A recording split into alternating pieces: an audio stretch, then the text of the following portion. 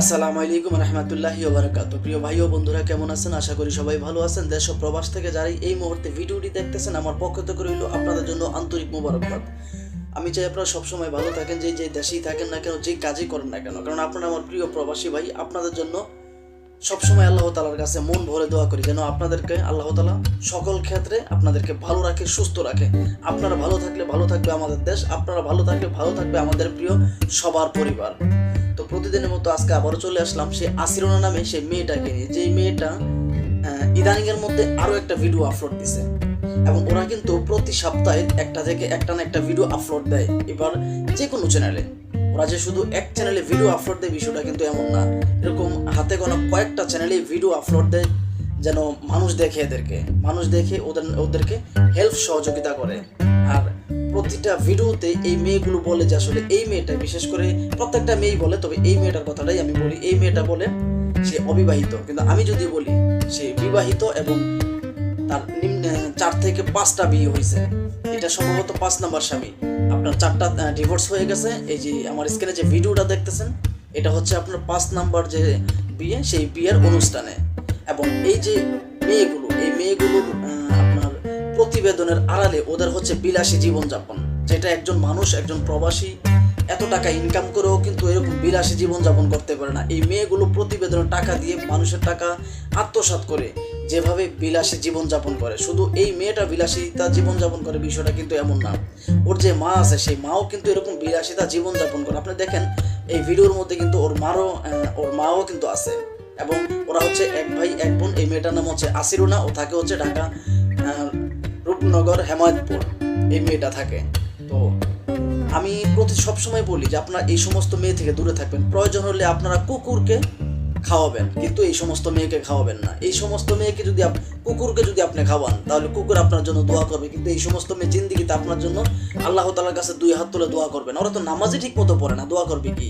আর এই সমস্ত মেয়েগুলো, ওরা সবসময় এই যে আসিরোনা এবং আসিরোনার মা, ওরা কিন্তু একসাথেই থাকে। ইভেন এদের ঘরে সবসময় ছেলেদের আনাগোনা থাকে। ওরা এক ভাই এক বোন, ওদের ঘরে সবসময় ছেলেদের আনাগোনা থাকে। এবং এই মেয়েটা রাত্র 12টার পর থেকে সবসময় অনলাইনে থাকে। এবং এই মেয়েটা সবসময় অনলাইনের মধ্যে ব্যস্ত থাকে। আপনি চাইলে ওর সাথে কথা বলতে পারবেন না। তার কারণ হচ্ছে প্রবাসী যে ভাইয়েরা আছে, তাদেরকে ধোঁকা দেওয়ার জন্য, কিভাবে ধোঁকা দেওয়া যায়, সেই ধোঁকা দেওয়ার জন্য যত ধরনের কথা আছে, যে সেটা ফিজিক্যালি হোক এবং ভার্চুয়ালি হোক, যেভাবে হোক, একটা প্রবাসীর মন গলাইতে বা একটা ছেলের মন গলাইতে যতটুকু কথা বলা প্রয়োজন হয়, ঠিক ততটুকু কথাই বলে।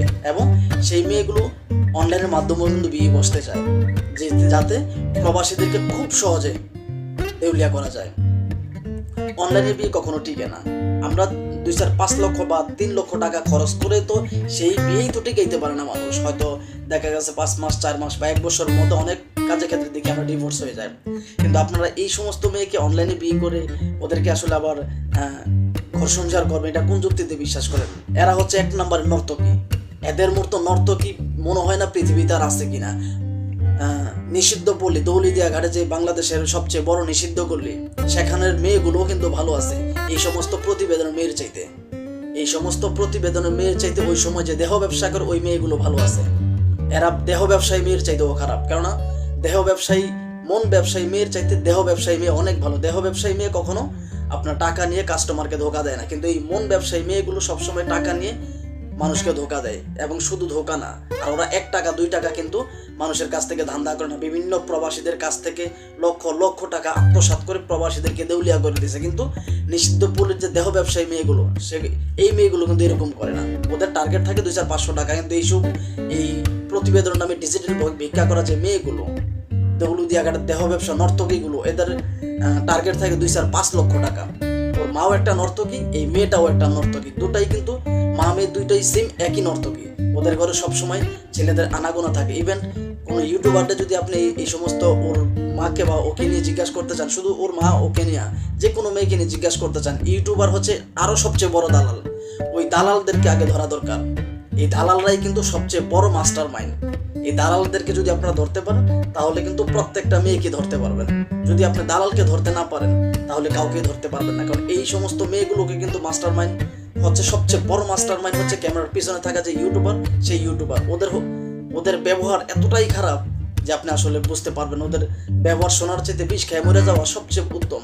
এবং এই যে আসিলুনা, এই আসিলুনার মা, ওদের ব্যবহার এতটাই খারাপ যে আসলে ওদের কথাবার্তা শুনলে মনে হয় যে আসলে শুধু এক যোগ নয়, 2 যোগ নয়, কয়েকশো যোগ নিষিদ্ধ গল্লিতে থেকে সেখান থেকে প্র্যাকটিস করে তারপর মানুষের সাথে বাজে বিহেভ করে। তো আমি সবসময় আপনাদেরকে বলবো এই সমস্ত মেয়ে থেকে আপনারা দূরে থাকবেন। আপনাদের জীবন সুন্দর হবে, আপনাদের মন শরীর এবং আপনাদের পরিবার ভালো থাকবে। তো এই ভিডিওটি বানানো হয়েছে শুধুমাত্র সতর্কমূলক, কাউকে উদ্দেশ্য করে বানানো হয় নাই। প্লিজ কেউ খারাপ মন্তব্য করবেন না। আর আমার কথায় কেউ কষ্ট পেয়ে থাকলে আমাকে ক্ষমা করবেন। আর ভিডিওটি ভালো লাগলে লাইক, কমেন্ট, শেয়ার এবং চ্যানেলটি সাবস্ক্রাইব করে পাশের বেল আইকনটি বাজিয়ে দিবেন। আসসালামু আলাইকুম রহমতুল্লাহি ওয়া বারাকাতুহু।